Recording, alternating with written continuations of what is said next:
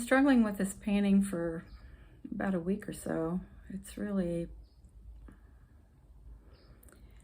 I mean, I thought it was near completion. But as you can see, it just doesn't look right. The water was too light, and then I put dark on top of it. And now the whole thing looks sort of all the same, too dark. And at this point, I'm ready to scrap it, but I thought I would give it a try. I just now added this stuff right here. I thought maybe I could just throw some paint on top of this and reclaim it, but we'll see. I don't know if it's even possible. But not all paintings work out, so this is standard fare for the artist. So this is the scene I'm trying to paint. And you know, it is lighter, but you'll notice up here is more of a cerulean, and then dark down here a little darker, more green, closer to the value of this further distance part, and then you'll see it's even more green right here. So we'll see if we can reclaim this painting. It may not be possible. Well, I went to work on the water, but I felt like this was just too square, so I tried to bring this more into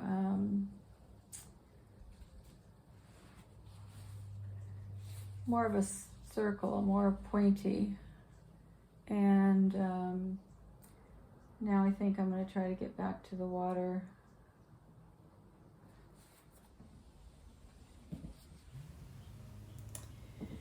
So I needed to add some lavender around the edges, and that's what I started doing here. But what I noticed almost immediately is I'm back to dabbing. The whole purpose of my last painting was to change the way I approached it so that I was making bigger strokes, larger blocks of color, and I'm back to my old ways here.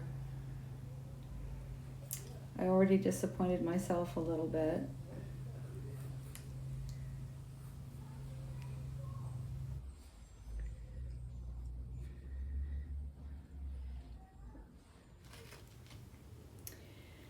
So I'm noticing I'm making some bigger waveforms here, which is what I meant to be doing all along.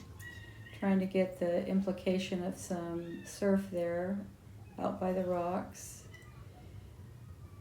I was trying to make the motion of the water more obvious and more interesting. There I think I'm using titanium white with some ultramarine blue and a little viridian. Right here I'm using dioxazine purple with white, covering up some of that other area.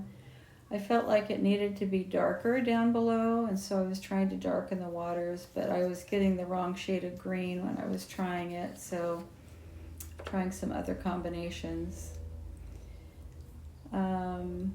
This I think was ultramarine blue with yellow ochre and a little burnt sienna. Trying to get a little bit more pattern on the water, some change in texture to make it more interesting. The photograph did not have a lot of surf on it, so I was trying to add more surf to give it some more texture.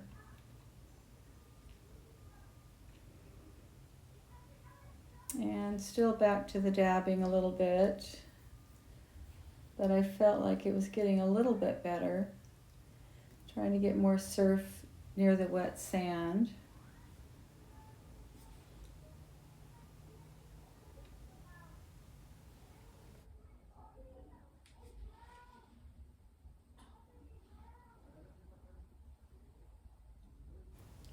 What you're hearing in the background is the neighbor kids playing, in case you wondered.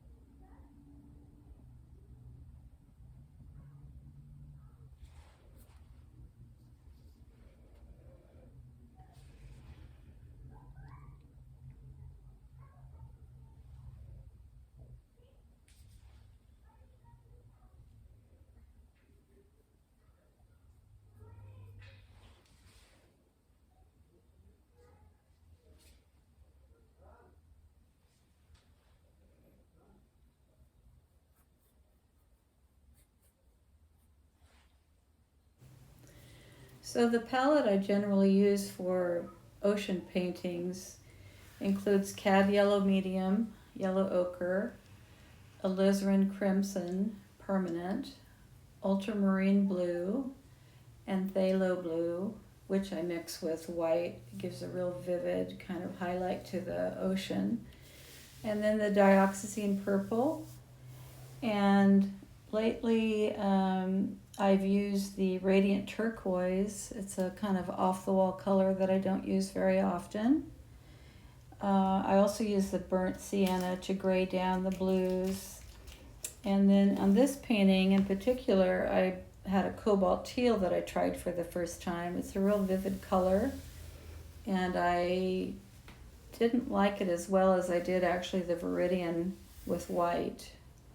But it's a new color for me, so there's probably some ways I can use it that I'm not aware of yet. One other very favorite color of mine is the red iron oxide. I use that for regular landscapes, but it's a little bit too red, kind of over the top for ocean stuff. So that's where the burnt sienna comes in. Otherwise, I don't usually use the burnt sienna. The red iron oxide, when mixed with ultramarine blue, by the way, is a really good dark.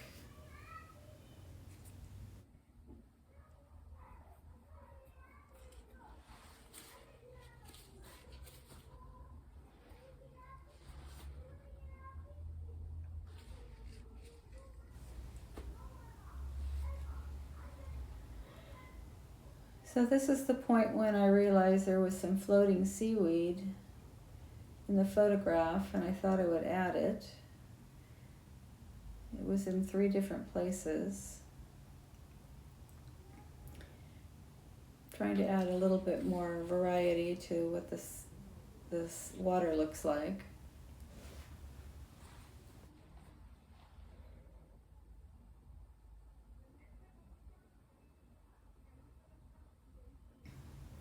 So back to the beach area, I noticed there's some surf kind of between the groups of seaweed up on the wet sand, and also some little straggling white spots from the surf. So I'm trying to add those here.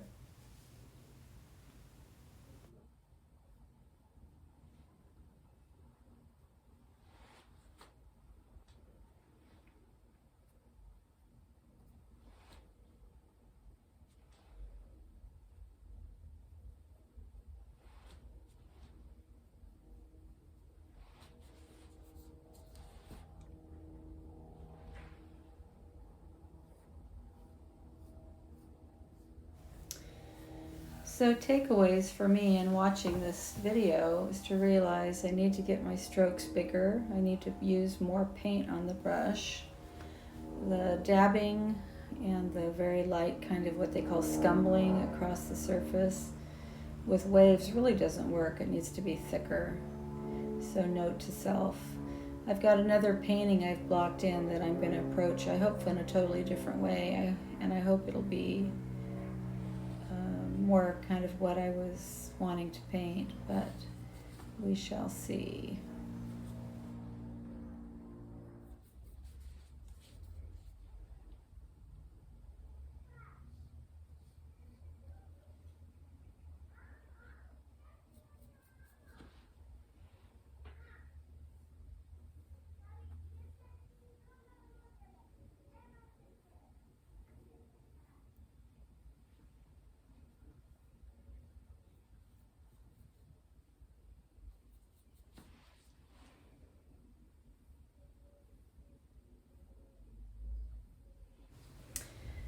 The funny thing about this painting is it was dark, and then I painted light over it, and then I painted dark over the light, and back and forth.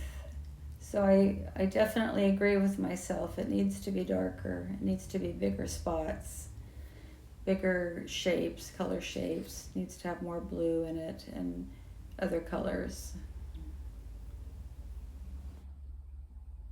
And actually, to use more painterly language, what I'm looking for is more of a medium value rather than the lighter value or the darker value, plus a little bit of color variation. Okay, stepping back for a look. To be honest, still not happy with it. I mean, I think there's been an improvement, but I'm still not happy with it. Here's what it's supposed to look like.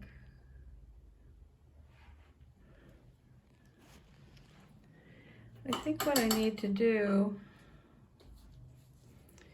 is bring this up a little bit higher.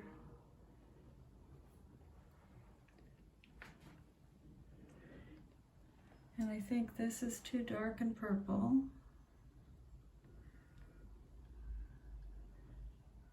And this needs to be more solid, more green. I like the first tree there in the middle. This one looks more like a pine tree and it's supposed to be a cypress. So I need to bring this out a little bit. So there's still some tweaking, but it's closer to being a possibility. So I'll get back to you.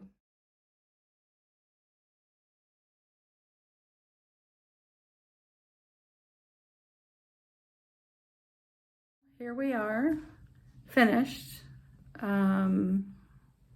Maybe. I don't know what to do with this. I'd appreciate some comments, suggestions. Should I trash it? Give me a thumbs up or a thumb down or a comment. That would be great. Thank you so much.